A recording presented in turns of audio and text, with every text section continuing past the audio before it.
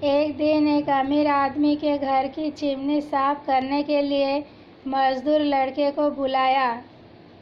लड़का सफाई करने लगा। उसने कमरे में सुंदर चीज़ों को देखा और उन्हें सजाया। वह कमरे में अकेला था, इसीलिए उसने सब कुछ उठा लिया। अचानक उसका ध्यान हीरे मोती से बनी एक घड़ी की ओर गया। यह सोना था। उसने घड़ी उठाई और देखने लगा। वह इतना सुंदर था कि उसने अपना आपा खो दिया। उसने कहा कि अगर मेरे पास ऐसी घड़ी होती तो उसके मन में पाप आ जाता। उसने घड़ी चुराने का फैसला किया, लेकिन दूसरे क्षण में वह डर के मारे चिल्लाया, हे भगवान, मेरे मन में कितना बड़ा पाप आ गया है।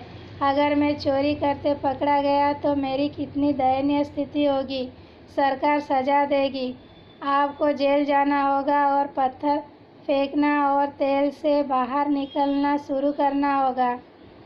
अगर ईमानदारी चली गई है तो कौन मुझ पर विश्वास करेगा और मुझे घर आने देगा। चोरी यदि वह मनुष्य के हाथ से न पकड़ी जाए तो परमेश्वर के हाथ से कुछ भी नहीं छूटता। माँ हमेशा कहती है कि हम भगवान को नहीं देखते हैं, लेकिन भगवान हमेशा हमें देखते हैं। इसमें हम कुछ नहीं कर सकते। वह न केवल अंधेरे में देखता है, बल्कि वो जानता है कि उसके मन में क्या है।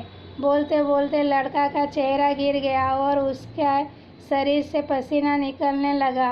वो कांपने लगा। घड़ी को सही जगह पर रखते हुए उसने जोर से कहा, लालच बहुत बुरा है।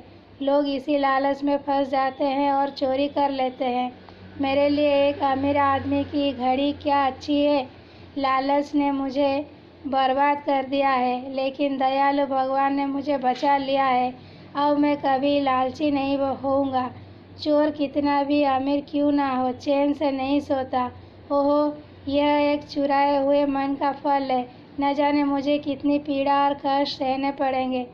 इतना कहकर लड़का शांति से अपना काम करने लगा।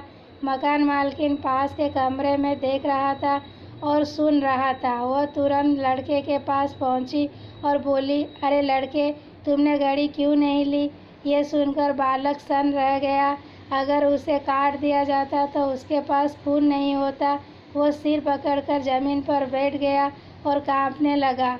उसने बात करना बंद कर दिया। उसकी आंखों में आंसू छलक गए। मालिक को बच्चे पर तरस आया। वो प्यार भरे स्वर में बोले, बेटा डरो मत, मैंने तुम्हें बोलते हुए सुना है। मुझे यह देखकर खुशी हुई कि आप अपनी गरीबी के बावजूद इतने अच्छे हैं कि आप ईमानदारी, धर्म और ईश्वर से डरते हैं। धन्य है आपकी माँ जिसने आपको लालच में ना पड़ने की शक्ति दी। लालच में कभी ना पड़े। मैं तुम्हारे भोजन और पुस्तकों का प्रबंध करूँगा। तुम सुबह से स्कूल जाओ और पढ़ना शुरू करो। भगवान आपका भला करे। इतना कहकर उसने उसका हाथ उठाकर उसे अपने दिल से लगा लिया और उसे अपने पर्स से कुछ पैसे दिए और कहा, यह तुम्हारी ईमानदारी का इनाम है। मालकिन के प्यार भरे शब्द से लड़के का दिल खुशी से भर गया। उनके चेहरे पर कृतज्ञता झलक रही थी। वो अगले दिन स्कूल जाने लगा। बाद में वह एक महान विद्वान और प्रतिष्ठित नागरिक बने।